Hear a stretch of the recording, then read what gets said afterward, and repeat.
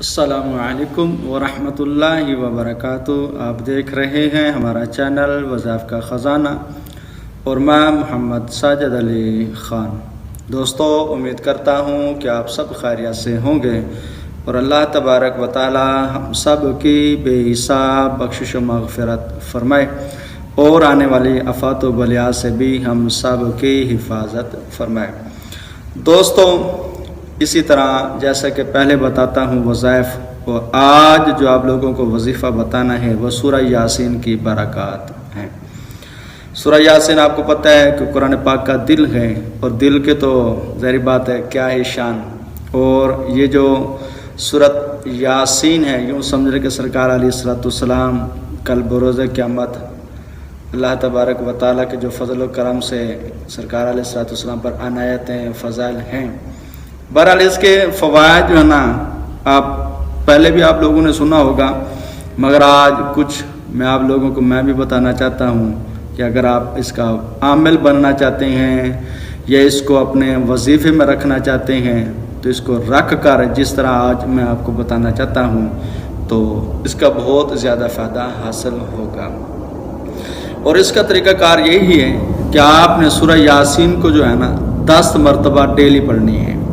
اس کے 2 طریقے ہیں کہ یا تو ہر نماز کے ساتھ اس کو 2 مرتبہ کر کے پڑھ لیں، یا نماز فجر اور نماز عشاء میں کر اس کو 2 نمازوں میں اس کو 10 مرتبہ کر لیں۔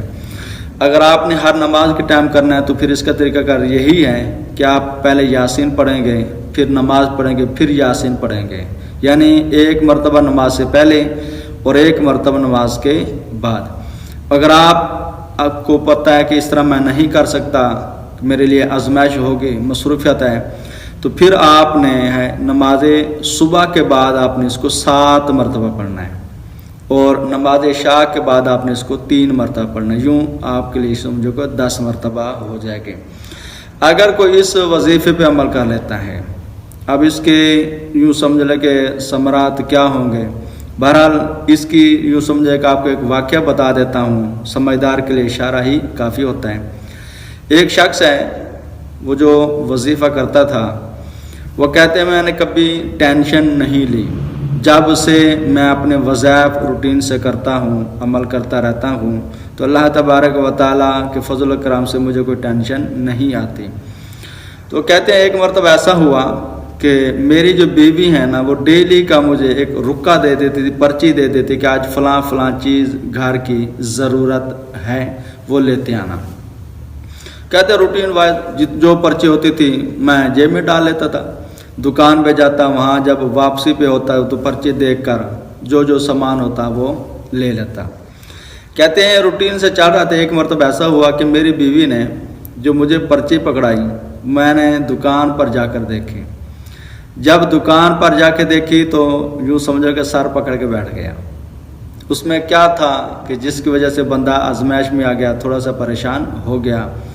وہ کہتے اس میں یہ لکھا ہوا تھا کہ آج آپ کی بیٹی جو ہے نا وہ بالغ ہو چکی ہے، تو اس کا جہیز کا سامان لانا ہے۔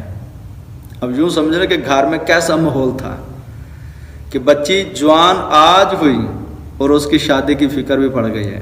وہ نیک لوگ تھے، کہتے تھے بھائی جب بالغ ہو گئی تو اس کا حق بنتے اس کا نکاح کر دیں۔ بہرحال اب کہتے میں بڑا پریشان کہ یار اب چلو، سوچا کہ اللہ تبارک و تعالیٰ کے فضل و کرم سے کوئی نہ کوئی سبب بن ہی جائے گا۔ تو بہرحال کہتے میں ایسی ٹینشن میں تھا کہ ایک میرے پاس مریض آ گیا، وہ بڑا خوش۔ تو بہرحال وہ خوش تھا، میرے چہرے پر اس نے تھوڑی سی جو ہے نا غمگینی دیکھ لی۔ وہ غالباً جس کا واقعہ میں بتا رہا ہوں یہ حکیم تھے۔ تو وہ کہتے یار حکیم صاحب آپ خیر تو ہے، آپ پریشان کیوں ہیں؟ کہتے یار بس تھوڑی سی پریشانی ہے۔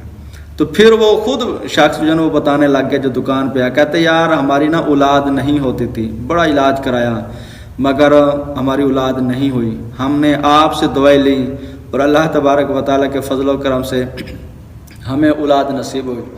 تو ہم آج نا آپ کو یوں سمجھ لیں کہ خوش کرنے ہیں، تو بتائیں کیا خدمت کر سکتے ہیں۔